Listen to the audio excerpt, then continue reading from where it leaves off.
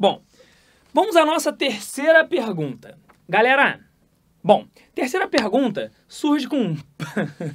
Tem os nomes, são ótimos, gente. @Batgirl _0077. Batgirl. Você não pôs o tema, infelizmente, mas o tema são coloides, tá? Muito bem, muito bem. Olha a pergunta do cara. Por que um sistema coloidal com partículas hidrofílicas... Porque em um sistema coloidal com partículas hidrofílicas, a adição de etanol desestabiliza o coloide. Galera, essa questão foi uma questão que caiu no Enem PPL em 2015. Ótima pergunta. Os meus alunos presenciais, eles me têm feito essa pergunta com uma frequência grande. Vamos lá para você tentar entender primeiro o que é coloide e depois a gente entender um pouco mais sobre como a gente desestabiliza esse cara. Bom, rapaziada, o que acontece é o seguinte. Quando eu faço uma mistura disperso mais dispersante, entenda disperso como sal, como areia, e dispersante como, por exemplo, a água, o etanol, enfim.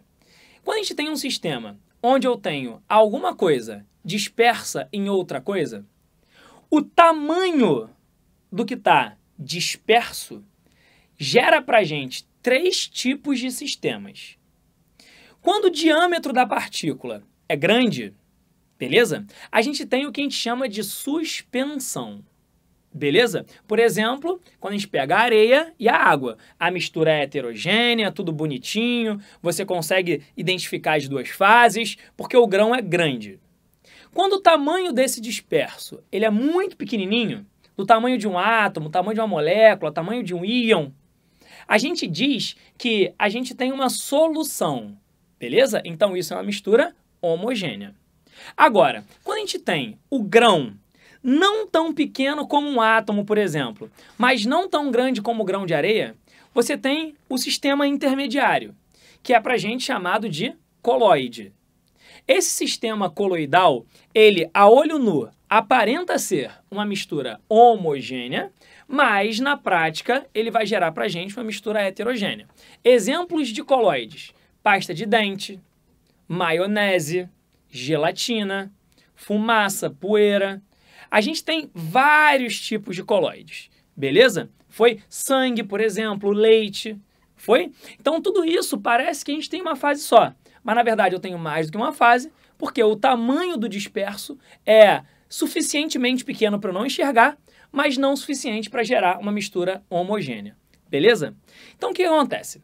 Quando eu tenho um sistema coloidal onde o que está disperso é algo hidrofílico, ou seja, é solúvel na água, quando eu jogo ali dentro o etanol ele tem uma afinidade grande pela água, interagindo ele com a água, né, de forma mais eficiente do que essas partículas que estavam presas entre as moléculas de água. Então o etanol ele ocupa essa região e tira essas pequenas partículas coloidais que estavam dissolvidas. E aí automaticamente a gente quebra o coloide, automaticamente a gente gera duas fases bem nítidas. Beleza?